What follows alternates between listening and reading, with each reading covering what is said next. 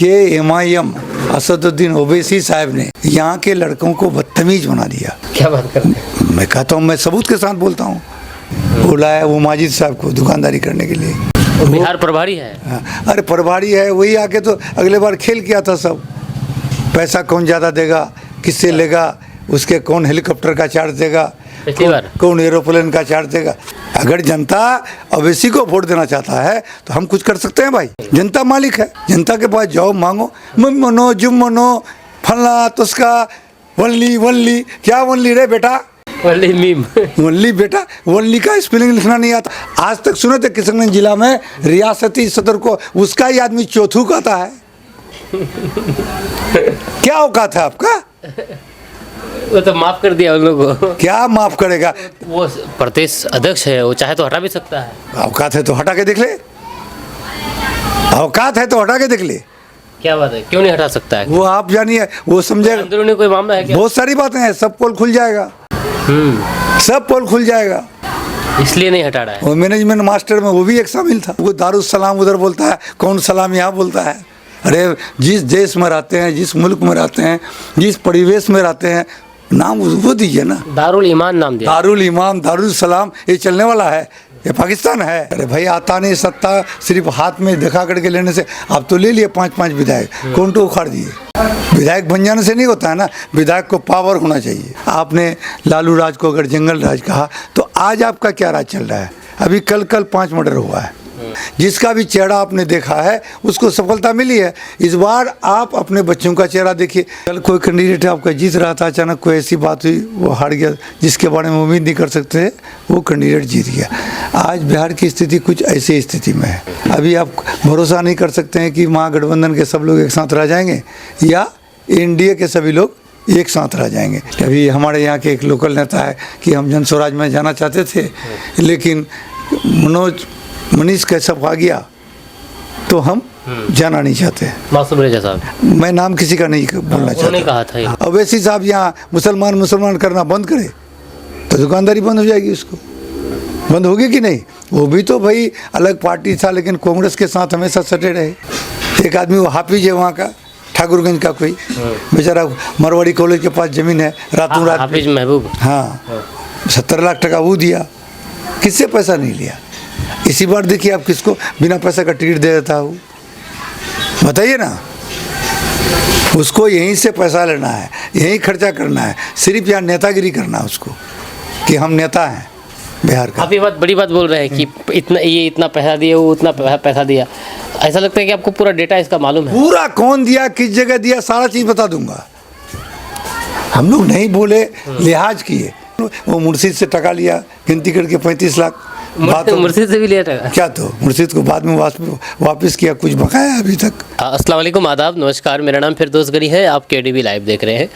मेरे साथ इस वक्त मौजूद हैं जनसुराज के किशनगंज जिला अध्यक्ष प्लस बहादुरगंज विधानसभा के भावी प्रत्याशी जनाब प्रोफेसर मुसव्विर आलम साहब। इनसे हम कुछ मुद्दे हैं जिस पर बात करना चाहेंगे, तो आप हमारे साथ बने रहें। जैसे कि आपको पता है कि प्रशांत किशोर डॉक्टर दिलीप कुमार जायसवाल को लेकर के जिस तरह से बातें कह रहे हैं, उनका आरोप है कि वो MGM मेडिकल कॉलेज हड़पने का काम किया है, और इसको लेकर के बस राजनीतिक बहस छिड़ गई है प्रशांत किशोर और डॉक्टर दिलीप कुमार जायसवाल के बीच।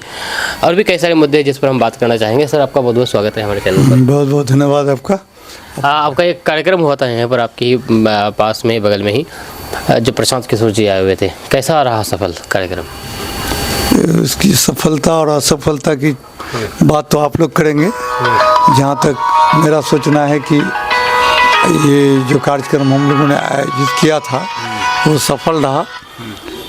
और कितने लोगों की आने की मतलब आए थे? लगभग मेरा अपना आकलन है कि 12 से 15 हज़ार के बीच में लोग थे। और सबसे बड़ी उपलब्धि है कि ऐसे लोग इस कार्यक्रम में आए जो कि कभी भी देहात से उठ के, चाहे औरतें हों, खासकर हमारी सुरजापुरी बिरादरी की महिलाएं हैं, वो कभी भी रैली वगैरह में नहीं जाती है। पहली बार हमें देखने को मिला।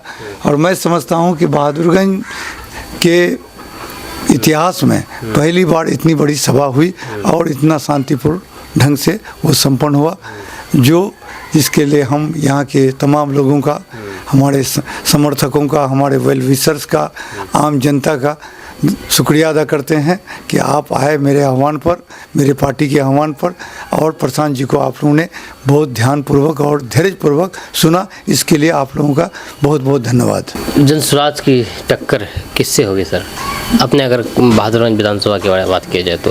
क्योंकि यहाँ पर एक तरफ MIM है तो दूसरी तरफ RJD है, यानी कि इंडिया गठबंधन से, और NDA से जरूर न कोई होंगे। तो जनसुराज की आपसे किसकी टक्कर होगी? हमारी टक्कर सीधी NDA से है। NDA से है?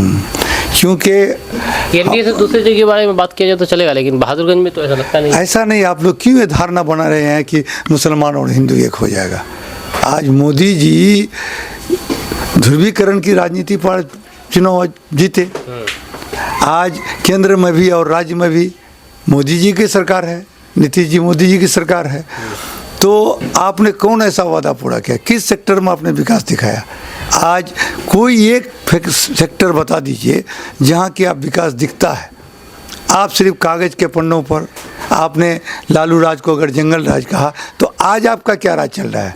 अभी कल 5 मर्डर हुआ है, हॉस्पिटल में घुस के धुआंधार। ये तो मंगल राज बताया जाता है आज। ये क्या कहते हैं, सत्ता संरक्षित प्रशासनिक तंत्र के संरक्षण में यह अपराध हो रहा है। ये तो, और उस टाइम में आम जनता कर लेते थे, कोई तंत्र के संरक्षण में अपराध एकदम निश्चित। तो भाई पारस हुआ ना, पारस हॉस्पिटल में दिन दहाड़े क्या सिक्योरिटी है आपके यहाँ? आया, मारा, उठा के चले गया, अब तक आप किसी को नहीं पकड़ सके। तो जब तक सत्ता का संरक्षण नहीं है तब तक ये सब बात हो नहीं रही है। तो कहने का मतलब है कि हमने लालू जी को देखा, नीतीश जी को देखा, सबको देख लिया, तो बिहार की जनता इस बार मन बना चुकी है कि चाहे कल क्या होगा, अंजाम क्या होगा, हम लोग इन लोगों को सत्ता से बेदखल करेंगे और नई एक व्यवस्था बनाएंगे, जिसका आह्वान प्रशांत जी कर रहे हैं। कहाँ हम लोग ने वोट मांगा? हम वोट नहीं मांग रहे हैं, हम सब मांग रहे हैं कि आप क्यों बदलना चाहते हैं, व्यवस्था को बदलना चाहते हैं, भ्रष्टाचार को ख़त्म करना चाहते हैं, अशिक्षा को दूर करना चाहते हैं, पलायन को रोकना चाहते हैं ना, 5 किलो अनाज लेकर के आप इसी तरह व्यवस्था चालू रखिएगा। इन सारी बातों को लेकर आम जनों में एक आक्रोश है, चाहे वो किसी वर्ग, समुदाय, किसी धर्म से ताल्लुक़ रखता हो। सारे लोगों ने मन बनाया है कि सत्ता का परिवर्तन होना आवश्यक है। हम लोग एक बार इस व्यवस्था को देखेंगे जो हम लोगों को प्रशांत जी एक विजन के साथ आया है, हम उसके साथ रहेंगे। जैसे कि आपने अभी कहा कि हम वोट नहीं मांग रहे हैं, लेकिन मकसद तो वही है ना? बिल्कुल बिल्कुल मकसद, बिल्कुल। तो हमने कहा कि मैं नहीं बोल रहा हूँ, जनता बोल रही है ना कि आप मोदी को वोट देंगे, नहीं देंगे, नीतीश को वोट देंगे, नहीं देंगे, लालू को वोट नहीं देंगे, किसको नहीं देंगे, तो किसको दीजिएगा? हम सीधे बोलते हैं कि एक बार अपने बच्चे का चेहरा देखिए, अपने इलाके का चेहरा देखिए, अपने यहाँ व्याप्त भ्रष्टाचार को देखिए, यहाँ चल रहे पलायन को देखिए, इसके अगेंस्ट में वोट दीजिए। इसके अगेंस्ट में बिहार की जनता खड़ी है। प्रशांत किशोर आपका पार्टी का सूत्रधार है, नेता नहीं। प्रशांत किशोर का चेहरा देख के वोट मत दीजिए, अपने बच्चों का, अपने इलाके का, अपने समाज का, अपने राज्य का चेहरा देख करके आप वोट दीजिए। आपने जब जब जिसका चेहरा देखा है वो उसको सफलता मिली है, चाहे मोदी का चेहरा, नीतीश का चेहरा, लालू का चेहरा या राहुल का चेहरा, जिसका भी चेहरा आपने देखा है उसको सफलता मिली है। इस बार आप अपने बच्चों का चेहरा देखिए, अगर दीजिएगा तो निश्चित रूप से दावा है हमारा कि आपका बच्चा का चेहरा में चमक आएगी। सर, ये मास्टर मुजाहिद साहब के बारे में बात करना चाहेंगे। वो RJD में जा रहे हैं, जबकि जनसुराज की तरफ से भी उनको ऑफ़र दी गई थी, सुनने में आया है, और साथ ही साथ जनसुराज के जो राष्ट्रीय अध्यक्ष उनसे भी मुलाकात हुई थी मास्टर मुजाहिद साहब की। तो इस बारे में क्या कहना चाहेंगे, क्योंकि उनको जनसुराज में शामिल होने के बारे में भी बातें कही जा रही थी? देखिए, प्रजातंत्रीय व्यवस्था में पार्टी को हम एक माध्यम समझते हैं, मैंने सत्ता तक जाने के लिए एक माध्यम है। जिस तरह आप वहाँ किशनगंज से आए हैं मोटरसाइकिल से, कार से भी आ सकते हैं, आप दूसरे संसाधनों से आ सकते हैं। इसी तरह सत्ता तक पहुँचने के लिए पॉलिटिकल पार्टी एक माध्यम है। अब जिनको जो माध्यम उचित बुझाता है कि जिससे सुलभ ढंग से, माने आसानी तरीके से हम उस सत्ता तक पहुंच जाएंगे, वो उसका आकलन करते हैं। निश्चित रूप से मास्टर साहब ने अलग अलग माध्यम का या अलग अलग वास्ता जो था जिसके जरिए वो जा सकते थे, सबके यहाँ गया, सबका आकलन किया, उसको कहीं ना कहीं वो राजद अच्छा लगा तो वो राजद जा रहे हैं। ये उनका व्यक्तिगत डिसीजन है, फैसला तो जनता को करना है, ना मास्टर साहब को करना है ना हमको करना है। ये तो आने वाला समय बताएगा कि उन्होंने जो रास्ता चुना है वो सही है या गलत है। लेकिन उसे क्या लगता है कि उनकी वजह से आसपास के विधानसभा में कोई फ़र्क पड़ेगा, क्योंकि आपका बहादुरगंज भी कोचादमन से ही हो सकता है। देखिए, राजनीति खास करके बिहार का एक अलग तरह का स्टेट है। यहाँ एक दिन में ही परिवर्तन हो जाता है। कल कोई कैंडिडेट आपका जीत रहा था, अचानक कोई ऐसी बात हुई वो हार गया जिसके बारे में उम्मीद नहीं कर सकते, वो कैंडिडेट जीत गया। आज बिहार की स्थिति कुछ ऐसी स्थिति में है, गठबंधन की राजनीति है। अभी आप भरोसा नहीं कर सकते हैं कि महागठबंधन के सब लोग एक साथ रह जाएंगे या एनडीए के सभी लोग एक साथ रह जाएंगे। आगे पीछे बहुत ध्रुवीकरण होगा, बहुत तरह की बातें होगी। तो निश्चित रूप से मुजाहिर साहब नेता रहे हैं, यहाँ के विधायक रहे हैं, जदयू में रहे थे, उनका बड़े वर्चस्व था। अब पार्टी बदले हैं, आगे चल के उसका क्या लोगों के बीच रिएक्शन एक्शन होता है वो तो देखने के लायक बात हुई। एक और बात बता दें, सत्ता कांग्रेस यहाँ एकाधिकार था, कांग्रेस का राज चल रहा था। उस वक्त भाजपा को 1, 2, 3 सीट आता था। आज भाजपा 240 में पहुंच गया, 303 में पहुंच गया। तो निश्चित रूप से वो कांग्रेस के लोगों को तोड़ा और दल के लोगों को तोड़ा, तब जाके गया वो, तब आज वो सत्ता में है। तो आज अगर किसी दल को, चाहे वो राजद हो, जदयू हो या कांग्रेस हो या वामपंथी हो, तो आप अगर सत्ता में आना चाहते हैं तो आप किसको तोड़ना पड़ेगा? आपको एनडीए के वोट को तोड़ना पड़ेगा ना, भाजपा के वोट को पड़ना। अभी कुछ लोग आरोप लगाए थे, हम देखा कि अभी हमारे यहाँ के एक लोकल नेता है कि हम जन स्वराज में जाना चाहते थे, लेकिन मनीष कैसब आ गया तो हम जाना नहीं चाहते। मासूम रेजा साहब, मैं नाम किसी का नहीं बोलना चाहता, कहा था। हाँ, तो भाई मनीष कैसब आप ही जैसा एक यूट्यूबर था, उन्होंने भले उसका निजी स्वार्थ के लिए या सत्ता पाने के लिए वो यूट्यूबर से भाजपा में चले गए अपने स्वार्थ के लिए। जो ऑटोमेटिक इस पार्टी का जाइएगा उस पार्टी का गुणगान गाना पड़ेगा। भाजपा टोटली धर्म आधारित पार्टी है, तो वो अपना अनाप शनाप मुसलमानों के खिलाफ बोला तभी ना उसको वोट मिलेगा, करना शुरू किया। लेकिन बाद में उसको एहसास हुआ कि हम गलत हैं। जब भाजपा के भीतर गया तो पता चला भाजपा में क्या है, तो सार्वजनिक से रूप से वो माफ़ी मांगा, माफ़ी मांग के वो हमारे पार्टी में ज्वाइन किया। तो भाई हम उसको एक्सेप्ट किए, हम एक्सेप्ट उसके आधार पर नहीं किए ना, अपना पार्टी के नीति नियम उसूल के हिसाब से किए। इसको मानेगा तो मेरे साथ रहेगा, नहीं तो हटेगा। इसी तरह आप देखें असम के मुख्यमंत्री है ना भाई, क्या नाम है, हेमंत बिस्वा शर्मा, कट्टर कांग्रेसी थे, लगातार मुख्यमंत्री रहे वहाँ का, कांग्रेस का एक बहुत बड़े नेता थे। लेकिन आज उसको नहीं पूछा, वो चले गए, तब ना आज भाजपा सत्ता में आ गया। तो हमको भी तो भाजपा के जो कट्टर लोगों को, उनको जो कट्टरता उनके दिमाग में घुसा हुआ है उसको बताना पड़ेगा कि कट्टरता से देश नहीं चलेगा। तो तोड़ के हम लाएंगे तब ना हमारी पार्टी आगे बढ़ेगी। आप रहिए ना, आज है ना 30-35 साल से आप लोग गठबंधन बना के। क्या लगता है जो कट्टर है, मतलब कि अदर पार्टीज में है जो कट्टर है, जो कट्टर सोच की है, उसको अगर अपने पार्टी में लाते हैं तो उसकी सोच बदल जाएगी कट्टरता की? एकदम बदलता है। ये कट्टरता कौन चीज़ के लिए? आज गिरिराज सिंह हो कर रहा है, कौन चीज़ के लिए? अगर मान चले गिरिराज सिंह आज अगर आपका जनसुराज ज्वाइन कर लेता है, तो जो अभी वो जहर उगल रहे हैं वो उगलना बंद हो जाएगा। यहाँ इसको फायदा होगा तो बंद हो जाएगा। बहुत लोगों का बंद हो गया, गिरिराज सिंह क्या बहुत लोगों का बंद हो गया। वो जानता है कि वहाँ जाके आज अवैसी साहब यहाँ मुसलमान करना बंद करे तो दुकानदारी बंद हो जाएगी, उसको बंद होगी कि नहीं? वो भी तो भाई अलग पार्टी था लेकिन कांग्रेस के साथ हमेशा सटे रहे। वैसे तो आप कह रहे हैं कि हम तो ये इमाम अब सबकी पार्टी है। अब सबकी पार्टी कहने से नहीं होगा, कहने से नहीं होगा, आपका करने और मैंने क्या कहते हैं बोलने और करने में फ़र्क दिखना नहीं पड़ेगा, एक जैसा हो। कैठो आदमी को जोड़ के लाया हो, कोई टिका, फिर उसकी पार्टी बताता है पूरे बिहार की पार्टी है, कैठो बिहार का पदाधिकारी उसके पास, एक बलरामपुर कटिहार से, टोटल किशनगंज से, है ना नहीं भाई, राष्ट्रीय अध्यक्ष से लेके उसके पार्टी में भी किया है। आज लालू को तो बेकार बदनाम करते हैं। अरे अवैसी है, अवैसी का भाई क्या है वो, अकबर तो ओवैसी। अब उसका बेटा का फोटो लगेगा, लगी गया कहीं देखते हैं। तो क्यों ये बात कर रहे हैं आप? एक तरफ मुसलमानों की बात करते हैं, इस्लाम की बात करते हैं। इस्लाम से ज़्यादा बराबरी का हक कहीं है? और हिंदुस्तान में कोई आदमी नहीं है आपके पार्टी में। तो ये सब कहने की बातें हैं, ये सब चलने वाला अब नहीं है। जनता जाग गई है, लोगों को धर्म से उठ रहा है, धर्म आस्था का चीज़ है। हर आदमी को अपना धर्म कट्टरता से ओबीसी तो कह रहे हैं कि अब तो जो 4 गए हैं तो अरे भाई जीरो तो लाइए, -4 तो लाइए। -4, हाँ -4 कहाँ से आएगा? वही आप बोलते हैं तो आप -4 न कहें। 24 कह रहे हैं तो हम बोल रहे हैं -4। कह रहे हैं कि 24 की 4 गए, हम 24 लाएंगे, इस बार सबको दिखा देंगे। फिर हाथ कंगन को आरसी क्या, पढ़े लिखे को फारसी क्या। समय आ रहा है ना, 3 महीना में देख लीजिएगा ना भाई कहाँ रहेगा वो।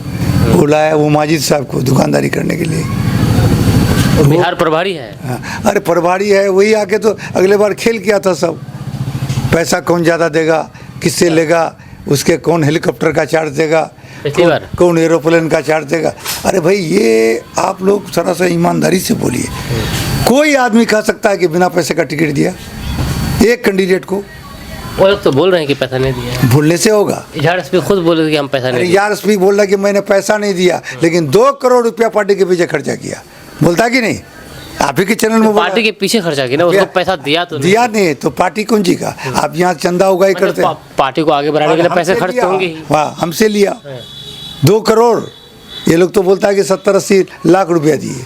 और लोग, एक आदमी वो हाफिज है वहाँ का, ठाकुरगंज का कोई बेचारा, मरवाड़ी कॉलेज के पास ज़मीन है, रातों रात हाफिज महबूब, हाँ 70 लाख टका वो दिया। किससे पैसा नहीं लिया? इसी बार देखिए आप किसको बिना पैसा का टिकट दे देता हूँ, बताइए ना। उसको यहीं से पैसा लेना है, यहीं खर्चा करना है, सिर्फ यहाँ नेतागिरी करना है उसको कि हम नेता हैं बिहार का। आप ये बात बड़ी बात बोल रहे हैं कि इतना पैसा दिया, वो उतना पैसा दिया। ऐसा लगता है कि आपको पूरा डेटा इसका मालूम है? पूरा कौन दिया, किस जगह दिया, सारा चीज़ बता दूंगा। हम लोग नहीं बोले, लिहाज किए, एक लिहाज किए हम लोग, समझे? ऐसा नहीं ना है किसका पैसा लेके किसको दिया, किसका पैसा लेके किसको दिया, वही डेटा मालूम। हाँ सब डेटा मालूम। वो मुर्शिद से टका लिया गिनती करके 35 लाख। बात मुर्शिद से भी लिया टका क्या? तो मुर्शिद को बाद में वापस किया, कुछ बकाया अभी तक। उनको टिकट तो दिया ही नहीं था। हाँ इस बार देगा टिकट, एक आगे फिर दोबारा लाया है। तो आपका कहने का मतलब ये है कि एमआईएम सिर्फ पैसों पर टिकट देती है? जी हाँ, पैसा जो खर्चा करेगा, पैसा जो देगा पार्टी को एडवांस, उसके लिए वो काम करेगी। वो देखो उसको अपना कुछ नहीं है। तो ये पैसा किसको जा रहा है? ये स्टेट को जा रहा है या फिर डायरेक्ट सेंट्रल को जा रहा है? ये तो वो लोग बताए, हम नहीं कह सकते इसमें। जो हमें जानकारी, इतनी गहराई तक है जानते हैं तो ये तो पता ही होगा ना। जानकारी नहीं है उस हिसाब से, समझे? किसको दिया किसको नहीं दिया। सबसे बड़ी बात छोड़िए, ये सब कोई फैक्टर नहीं मानते हैं। टका पैसा लिया दिया, जिसको जो पुसाया। सबसे विचलित बात है कि एमआईएम असदुद्दीन ओवैसी साहब ने यहाँ के लड़कों को बदतमीज बना दिया। क्या बात करते हैं? मैं कहता हूँ, मैं सबूत के साथ बोलता हूँ। अरे भैया हर आदमी राजनीति अपनी बात बोले, आपको तो कोई गाली नहीं। मिमनो जुम्मनो, ये कौन शब्द हम लोग क्या था कभी? ये बदतमीज शब्द हो गया है नहीं? तो लड़कों तो कह रहे हैं दरी बिछाने वालों, तुम क्या करते थे इतना दिन तक थे?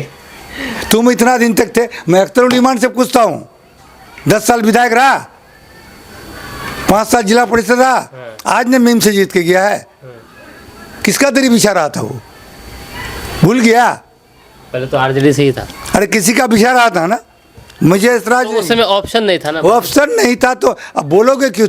दरी बिछा के आकर के इतना जगह पर पहुंच गए, तो बड़े बड़े नेताओं का आगे पीछे करके आज तुम उसको गाली दोगे? हक है, तुमको बनता है, तुमको हक बनता है। अरे भाई अपनी बात कहो, जनता मालिक है। तुमको चाहेगा तो हम मसवीर कौन होता है? क्या औकात है इसका? अगर जनता ओवैसी को वोट देना चाहता है तो हम कुछ कर सकते हैं भाई? जनता मालिक है, जनता के पास जाओ मांगो। मनो जुम मनो फलना तुस्का वनली वनली, क्या वनली रे बेटा? Only meme. वनली बेटा, वनली का स्पेलिंग लिखना नहीं आता उनको। वनली वनली क्या किया? आज तक सुने थे किशनगंज जिला में रियासती सदर को उसका ही आदमी चौथू कहता है। क्या औकात है आपका? वो तो माफ कर दिया उन लोगों को। क्या माफ करेगा? माफ उसको अगर जो बलरामपुर के बारे में बता रहे थे ना, वही फोन करके हमको बुलाता है कि उसको माफ कर दिया। सुनिए, एक चीज बता रहा हूँ मैं, अगर मुझ में ताकत है आपको दबाने की, मैं माफ कर देता हूँ, ये माफी होगा। मैं आपसे कमजोर हूँ, जाओ फिर दोस्त साहब आपको माफ कर दिया, तो हमारे साथ बुज़दिल कमीना घटिया कोई नहीं है। क्षमा उसको दीजिए कि आप उससे बेसी ताकत रखते हैं। उससे हम कमजोर हैं तो बोल के क्षमा कर दिए। क्या क्षमा करोगे तुम? वो कमजोर कैसे है? हर तरह से कमजोर है। क्या उसके पास है? क्या उसके पास सिर्फ गुफ्तार का गाजी? आप देख रहे हैं और भी लोग हैं ना। वो प्रदेश अध्यक्ष है, वो चाहे तो हटा भी सकता है। औकात है तो हटा के देख ले। औकात है तो हटा के देख ले। क्या बात है, क्यों नहीं हटा सकता है? वो आप जानिए, वो समझेगा। अंदरूनी कोई मामला है क्या? बहुत सारी बातें हैं, सब पोल खुल जाएगा। सब पोल खुल जाएगा। इसलिए नहीं हटा रहा है। वो मैनेजमेंट मास्टर में वो भी एक शामिल था, तो इसलिए मतलब उसको नहीं हटा रहा है। नहीं कैसे हटाएगा? सवाल अब पैदा नहीं होता। ये इस तरह की बात होती है, हम लोग को बुरा लगा। बिल्कुल, सब किसी को, सबको बुरा लगेगा। अरे तुम्हारा औकात क्या है जी? कोई कमजोर आदमी है। राजनीति हम लोग कमजोर बने ना बने, एमएलए क्या फर्क पड़ता है? लेकिन आदमी को अपना वजूद ही नहीं बचेगा तो एमएलए और मंत्री बन के क्या करेंगे? आदमी को अपना गरिमा, अपना वजूद रखना। आप अख्तरुल इमान को कमजोर बता रहे हैं। बहुत कमजोर आदमी है वो, बहुत। सिवाय गुफ्तार का गाजी का उसका कुछ नहीं है। प्रदेश सदस्य संगठन चला रहे हैं बिहार में। भाई संगठन 5 विधायक जीते। नहीं, आपको तो क्या बिहार का, बिहार पूरा बिहार में 38 जिला है। कौन जिला का एक एक आदमी को पदाधिकारी बना दे? है ना भाई? आप तो देख रहे हैं किशनगंज में हेड ऑफिस है, वो दारुस्सलाम उधर बोलता है, कौन सलाम यहाँ बोलता है। अरे जिस देश में रहते हैं, जिस मुल्क में रहते हैं, जिस परिवेश में रहते हैं, नाम वो दीजिए ना। दारुल ईमान नाम दिया। दारुल ईमान, दारुल सलाम, ये चलने वाला है? ये पाकिस्तान है। लोगों का सिर्फ साइकोलॉजिकली ब्रेन ये करने के लिए। तो इस बार एमआईएम का क्या देखते हैं अपना इलाके में? अब वो जनता फैसला करेगी, हम क्या करेंगे? अब वक्त बता देगा सब। बहादुरगंज में जाहिर सी बात है, आप अगर मैदान में उतरेंगे तो अपने आप को नंबर 1 तो बताएंगे। तो मैं कह दिया कि हम लोग की लड़ाई न इससे है एमआईएम से, न महागठबंधन से, लड़ाई सीधे एनडीए से है। एनडीए से? हाँ, ये बता दिया आपको। यही नहीं, पूरे चारों सीटों में। लेकिन एनडीए का तो किशनगंज में इतना जनाधार है ही नहीं। कब रहता है, कब नहीं रहा है? एनडीए में जनाधार है, लेकिन उस कदर नहीं है जो एनडीए का आधार। कभी एनडीए का आधार आपको देखने को मिलता है? कभी हो करता है? कभी एनडीए वाला हो करके वोट मांगा है कभी? लेकिन यहाँ पर उसके मतलब कि एनडीए के हाथ में ही सत्ता है यहाँ का। एनडीए के हाथ में ही सत्ता है। हाँ, उसका सत्ता तो आता क्यों नहीं बोल रहे हैं अभी? एनडीए का सत्ता तो आता ही नहीं है। अरे भाई, आता नहीं सत्ता, सिर्फ हाथ में दिखा करके लेने से। आप तो ले लिए 5-5 विधायक, कौन तो उखाड़ दिए।